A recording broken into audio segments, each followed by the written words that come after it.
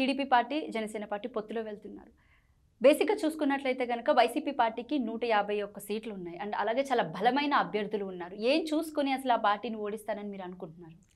ఒకటి, జగన్మోహన్ రెడ్డి గారు 2014లో పార్టీ పెట్టినప్పుడు ఏ విధంగా పెట్టాడు? నా తండ్రి చనిపోయాడు అని చెప్పి శవం దగ్గర పార్టీ పెట్టాడు. 2019 ఎన్నికలకు వచ్చేటప్పటికి కోడికత్తితో నన్ను ఘాటు పెట్టారు అని చెప్పేసి అని సింపతి క్రియేట్ చేసుకున్నాడు. అదే సందర్భంలో బాబాయ్ హత్యను కూడా నారావారి రక్త చరిత్ర అని చంద్రబాబు గారు హత్య చేశాడని చెప్పి అటువంటి క్రియేట్ చేసుకుంటూ వచ్చాడు. ఇప్పుడు 2024 వచ్చింది. ఇప్పుడు తల్లి చెల్లి వదిలేసిన బిడ్డని నాకు ఓటేయండి అని అడుగుతాడా? ఒకటి, ఏ పార్టీ గారు ఒక సిద్ధాంతాలు ఉంటాయి. ఆ పార్టీకి ఉన్న సిద్ధాంతం ఏంటి? ఆ పార్టీ ఎలా పుట్టింది? పార్టీ జగన్మోహన్ రెడ్డి గారు పెట్టాడా? ఎవరో పెట్టిన పార్టీని ముందు కొట్టేశాడు, తర్వాత కొనుక్కున్నాడు. ఎవరో పెట్టిన పార్టీని, వైఎస్ఆర్ కాంగ్రెస్ పార్టీని ముందు కొట్టేసి తర్వాత కొనుక్కున్నాడు. కాబట్టి ఆ పార్టీకి ఒక సిద్ధాంతాలు లేవు. ఒక శవాలను అడ్డం పెట్టుకుని నడుచుకునేటువంటి పార్టీ. ఆ పార్టీ ఏం మాట్లాడుతుంది? ఇప్పుడు 2019 ఎన్నికల ముందు వారు బాబాయ్ హత్య విషయంలో సిబిఐ ఎంక్వైరీ కావాలి, అది కావాలి, ఇది కావాలి హడావుడి చేశాడే. మరి అధికారంలోకి వచ్చిన తర్వాత ఎందుకు సైలెంట్గా ఉన్నాడు? వీటన్నిటికీ సమాధానం చెప్పుకోవాలి కదా. అంటే ఒక్కసారి నమ్ముతారమ్మా ప్రజలు అన్నది. సరే, ఒక్క ఛాన్స్ అంటే ఒక ఛాన్స్ ఇస్తారు, సరే మరో ఛాన్స్ పదే ఛాన్స్ ఇవ్వరు. వైఎస్ఆర్సీపీ అంటే వైఎస్ఆర్ కరప్టెడ్ పార్టీ. అది 2024 తర్వాత వైఎస్ఆర్ క్లోజ్డ్ పార్టీ. ఇంకా అంతకుమించి ఏమి లేదు. దానికి భావజాలం ఉన్న పార్టీ అయితే మనుగడ ఉంటుంది. వాళ్ళకి భావజాలం ఏమి లేదు. నా తండ్రి అంటాడో లేకపోతే అది అంటాడు ఇది అంటాడు. అది ఎప్పుడైనా సరే ఒక ముఖ్యమంత్రి అయిన తర్వాత నా ప్రజలు అనాలి. ఇప్పుడు 5.5 కోట్ల ప్రజలకి అతను ప్రతినిధి.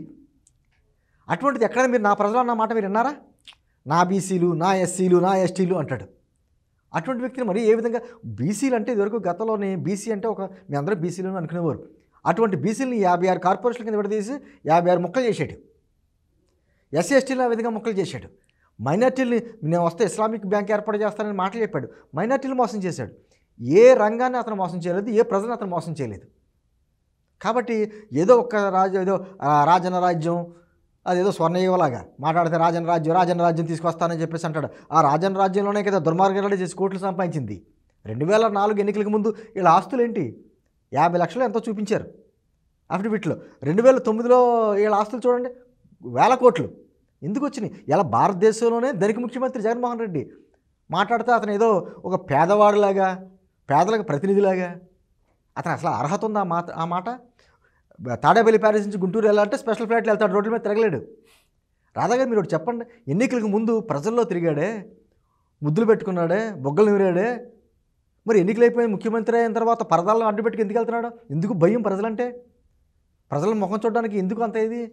ఎక్కడైనా సరే పూర్వం ముఖ్యమంత్రి గారు లాంటి వ్యక్తి మన ఊరు వస్తున్నారంటే మనం ఎంతో సంబరపడేవాళ్ళం. ఎందుకంటే ఆయన వస్తున్నాడు కాబట్టి రోడ్లన్నీ బాగు చేస్తారో, ఊరంతా రంగులు వేస్తారో అని. ఈ ముఖ్యమంత్రి వస్తుంటే భయపడిపోతున్నారు ప్రజలు. చెట్లు కొట్టేస్తాడు, పచ్చని చెట్లు కొట్టేస్తాడు, 100 సంవత్సరాలు ఉన్నటువంటి చెట్లు కొట్టేస్తాడు. రోడ్లన్నీనేమో ఇష్టం వచ్చినట్టు చేసుకుంటూ వెళ్ళిపోతారు. షాపులన్నీ బంద్ చేస్తారు. ఈయనేమో పరదాలు అడ్డు పెట్టుకెళ్తాడు. ఆ రోజు స్కూల్స్ బంద్, ఆఫీసులు బంద్, మొత్తం రోడ్ల మీద రావడంలో ఒక కర్ఫ్యూ వాతావరణం సృష్టించి ముఖ్యమంత్రి ఊళ్ళో కొట్ట రావడం ఎక్కడ ఉందా భారతదేశంలో? మనం ఎక్కడో చూశాను, తమిళనాడు ముఖ్యమంత్రి గారు స్టాలిన్ ఏదో బస్సులో ఎక్కి ప్రజలను ఎలా ఉంది నా పాలన అని చెప్పి అడుగుతున్నాడంట. ఈయన మాట్లాడగల ఆ ధైర్యం చేయగలడా?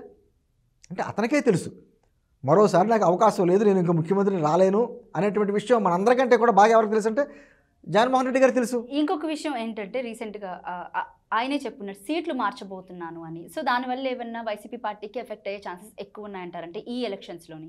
ఇప్పుడు 2000 మన 1000 రూపాయల నోటు రద్దు చేశారు. అది మీ ఊళ్ళో పనిచేయదు, మా ఊళ్ళో పనిచేస్తుందా? చలన కాసు ఎక్కడైనా చలన కాసే. ఇప్పుడు నిజంగా మాట్లాడితే ఇతను ఏమంటాడంటే నన్ను చూసి ఓటేయండి, నా పాలన చూసి ఓటేయండి. ముఖ్యమంత్రిగా అధికారంలోకి వచ్చిన తర్వాత మాట్లాడిన మాట ఏంటంటే 6 నెలల్లో నేను బెస్ట్ సీఎం అని పేరు తెచ్చుకుంటాను అన్నాడు. ఏం నెరవేర్చాడు చెప్పండి? నేను వస్తే కేంద్ర మెడలోంచి ప్రత్యేక హోదా సాధిస్తానన్నాడు. సాధించాడా? 2020, 2021, 2022, 2023, ఇప్పుడు 2025 ఏంటి? పోలవరం కట్టగలిగాడా? నేను వస్తే 2.5 లక్షల ప్రభుత్వ ఉద్యోగాలు నేను కంప్లీట్ చేస్తానన్నాడు. చేసాడా? నేను వస్తే మెగా డిఎస్సీ ఏర్పాటు చేస్తానన్నాడు. చేసాడా? ప్రతి ఏటా జనవరి 1న జాబ్ క్యాలెండర్ రిలీజ్ చేస్తానన్నాడు. సాక్షి క్యాలెండర్ రిలీజ్ చేశాడు. జాబ్ క్యాలెండర్ ఎక్కడ రిలీజ్ చేశాడా? ఏంటంటే ఇవి కదా సమస్యలు. ఈ సమస్యలకి ఎక్కడైనా సమాధానం ఉందా ఆయన దగ్గర? మరి ఇంకా అతనికి ఏ విధంగా ఓటేస్తారు? అన్నమయ్య ప్రాజెక్టు గేటు కొట్టుకుపోతే పార్లమెంట్లో మన ఆంధ్రప్రదేశ్ గురించి అదొక కేస్ స్టడీ కింద చెప్పుకుని నవ్వుకున్నారు. ఒక ప్రాజెక్ట్ కట్టగలిగాడా? వచ్చి రాష్ట్రంలో ఒక ప్రాజెక్ట్ని కట్టగలిగాను. పోలవరం ప్రాజెక్ట్ ఎక్కడి వరకు వచ్చింది? ఆయన అడగాలి. పోలవరం ప్రాజెక్ట్ ఎక్కడికి వరకు వచ్చిందంటే కదులుతా ఉంది, అది కట్టలేకపోయాడు. పోనీ మరి టీడీపీ హయాంలో ఎందుకు పూర్తి చేయలేదు? 70% కంప్లీట్ అయింది. 70% కంప్లీట్ అయింది. అక్కడ 70% కంప్లీట్ అయింది కదా, మేము 20% కంప్లీట్ చేసాం, ఇంకో 10% మిగిలిందని చెప్పమనండి. అతనే చెప్పలేడు. పోనీ 2 రాష్ట్రాల మధ్య ఉన్న విభజన హామీలు ఉన్నాయి. విభజన హామీలు ఒక్క విభజన హామీ సాధించుకోగలిగాడా? లేదు. మరి ఇంకే ఈ అన్నిటికీ సమాధానం చెప్పకుండా నన్ను చూసి ఓటేయండి, మా రాజన రాజ్యం అంటే ఎన్ని ప్రజలైనా పదే పదే మోసపోతాకి సిద్ధంగా ఉన్నారా?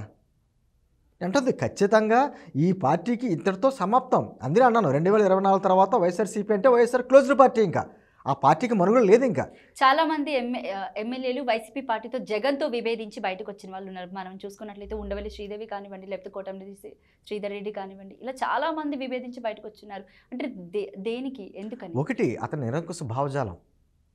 నేను ఒక రాజు అనేలా పిలుగుతాడు ఆయన. ఆయన ఉద్దేశంలో రాష్ట్రం అంటే తనకు సొంత ఎస్టేట్, పార్టీ అంటే ఒక private limited company. Private limited కంపెనీలో చూసారా, ఒక ఉద్యోగికి ఆడ కోపం వచ్చినా ఆడ బయటికి వెళ్ళిపోవాలి, యజమాని కోపం వచ్చినా ఆడే బయటికి వెళ్ళిపోవాలి. అదే అలా ఉంటుంది. ఇక్కడ ప్రజాస్వామ్యంలో అటువంటి కుదరదు. తాడేపల్లి ప్యాలెస్లో కూర్చుని ఒక ఎమ్మెల్యేలకు కానీ మంత్రి స్థాయిలో ఉన్న వాళ్ళకి ఆ లోపలికి ప్రవేశం లేదు. ఒక ఎమ్మెల్యే కానీ గెలిచిన వ్యక్తి తన నియోజకవర్గ సమస్యల గురించి చెప్పుకోవడానికి ముఖ్యమంత్రికి వెళ్ళాలి. వెళ్ళే అవకాశం ఇతను ఇవ్వడు కదా, చెప్పే మాట వింట కదా. అటువంటిప్పుడు ఇంకా నేను ప్రజలు మనకి మరొకసారి అవకాశాలు ఎవరు, రాజకీయంగా మనకి భవిష్యత్తు ఉండదన్నప్పుడు దాన్ని చేసి బయటకు వస్తారు. అదే జరిగింది ఈ రోజున. ఎవరో కొంతమందిని 4-5 క్వార్టరీ పెట్టిన క్వార్టరీని మాత్రమే లోపలికి ప్రవేశం. ఆ ప్యాలెస్లోకి ఇంకెవరిని రానివ్వడం. అక్కడ ఉన్నటువంటి తాడేపల్లి ప్యాలెస్లో చుట్టూ మంచి రంగులు వేయించుకుని రోడ్లు వేయించుకుని రాష్ట్రం అంతా అందమైన రోడ్లు చెప్పుకుంటాడు. మరి రాష్ట్రం అంతా అందమైన రోడ్లు అయితే రోడ్ల పరిస్థితి ఎలా ఉందో ప్రజలకు తెలీదా? నేను అంటుంది ఒక నిత్యావసర ధరలు పెంచేసి, పెట్రోల్ డీజిల్ ధరలు పెంచేసి, కరెంటు బిల్లులు పెంచేసి ప్రతి సామాజిక ఈ రోజున వైఎస్ఆర్ కాంగ్రెస్ పార్టీ పెట్టేటువంటి సంక్షేమ పథకాలు కొంతమందికి రాకపోవచ్చు, తీసుకోరు. కానీ వైఎస్ఆర్ కాంగ్రెస్ పార్టీ చేసేటువంటి దుర్మార్గం ఆ బారిన పడినటువంటి కుటుంబం ఏది లేదు, ఆఖరి వైఎస్ఆర్ కాంగ్రెస్ పార్టీ నాయకులతో సహా. ఇప్పుడు ఇళ్ల స్థలాల గురించి చూసారు, అది పెద్ద స్కాము. ఎక్కడికెక్కడ ఆ కొండలోని గొట్టలో ఇచ్చేసి అదిగో ఇచ్చేసి పట్టాలు ఇచ్చి కట్టేసామన్నాడు. ఎక్కడ ఉందని చెప్పండి? కడప ఉక్కు ఫ్యాక్టరీకి 3 సార్లు శంకుస్థాపన చేశాడు. ఎంతవరకు వచ్చింది? వెంటనే ఎన్ని విషయాలు, బందర పోర్టు ఉంది, ఎంతవరకు వచ్చింది? మీకు ఉత్తరాంధ్రలోని రాయలసీమలోని నీటిపారుదల ప్రాజెక్టులు ఎన్నో ఉన్నాయి, ఎక్కడి వరకు వచ్చినాయి? ఎన్ని అసలు సమస్యలు ఈ కదా. నేను మాట్లాడితే 300 పైన భారీ పరిశ్రమలు రాష్ట్రంలోకి వచ్చినాయని చెప్పి ఆ పేపర్లో పెద్ద ప్రకటన ఇచ్చారు. చూపించండి, 300 భారీ పరిశ్రమలు కాదు, జిల్లాకు ఒకటే చూపించండి మాకు ఎన్ని భారీ పరిశ్రమలు వచ్చినాయి. ఆఖరికి భారీ పరిశ్రమలు అంటే అమర్రాజా ఫ్యాక్టరీలు కూడా పక్కనకి వెళ్ళిపోయి క్లోజ్ చేసుకుని తెలంగాణలో పెట్టుకున్నారే, పారిపోతున్నారు కదా. అంటే నేను అంటుంది పరిశ్రమలు రావాలి, ఉపాధి కల్పించాలి, ఇటువంటి నీటిపారుదల ప్రాజెక్టులు బాగుండాలి, రైతులు బాగుండాలి. ఇవన్నీ బాగున్నప్పుడు అభివృద్ధి జరుగుద్ది, సంపద వస్తుంది. ఆ సంపద సంక్షేమ పథకాలు ఖచ్చితంగా చేయొచ్చు. సంపద సృష్టించకుండా సంక్షేమం అంటావంటే నువ్వు అకౌంట్లో వేయడానికి. ఈ రోజున రాష్ట్ర అప్పు 12 లక్షల కోట్లు, 12 లక్షల కోట్లు. చాలా వరకు అభివృద్ధి జరిగింది. చాలా ప్రజలంతా జగన్ పాలన సురక్షితంగా ఉన్నారని ఈ మధ్య కాలంలో ఛానల్స్ లో చెప్తున్న అనలిస్టులు ఎవరైతే ఉన్నారో చెప్తానంటే అభివృద్ధి జరగలేదు. సాక్షి పేపర్లో అభివృద్ధి జరిగింది, సాక్షి ఛానల్లో అభివృద్ధి జరిగింది. అభివృద్ధి మీకు ఒక్కొక్కసారి మాకు టెన్షన్ వస్తుంది, రాష్ట్రం ఏమైపోతుందని టెన్షన్ వచ్చినప్పుడు సాక్షి పేపర్ చదువుతాం. అది అభివృద్ధి దూసుకుపోతూ ఉంటుంది. దాంట్లో ప్రజలందరూ అదే రామరాజ్యంలాగా సంతోషంతో కలకలాడిపోతూ ఉంటారు. డబ్బులు లెక్కెట్టుకుంటాక అందరూ కరెన్సీని మిషన్లు కొనుక్కుంటారు. ఎక్కడా సాక్షి పేపర్లో నువ్వు బయట చూడకూడదు. ఇంకా ఆ పేపర్లో చూసి ఆ ఛానల్ చూస్తే మనశ్శాంతిగా ఉంటుంది, బయట చూస్తే బీపీలు వస్తాయి మనకి. అంటే అభివృద్ధి ఆయన ఇంట్లోని లేకపోతే ఆయనకి సంబంధించిన వ్యక్తిలోని అభివృద్ధి. ఇలా రాష్ట్రంలో ఉన్నటువంటి పథకాలకి అంబేద్కర్ లాంటి విదేశీ విద్యా విధానం కూడా అంబేద్కర్ గారి పేరు తీసేశాడు. జగనన్న విదేశీ విద్యా విధానం పెట్టుకున్నాడు ఆయన. ప్రజల సొమ్ముతో వచ్చే పథకాలన్నిటికీ కూడా తన పేరో తన తండ్రి పేరు పెట్టుకుంటాడు. మరి తన పేపర్కి కానీ తన ఛానళ్ళకి కానీ తన రియల్ ఎస్టేట్ కంపెనీలు చాలా ఉన్నాయి, పవర్ ప్రాజెక్టులకి, వీటన్నిటికీ పేరు పెట్టుకోడే ఈ సిమెంట్స్గా వాటికి.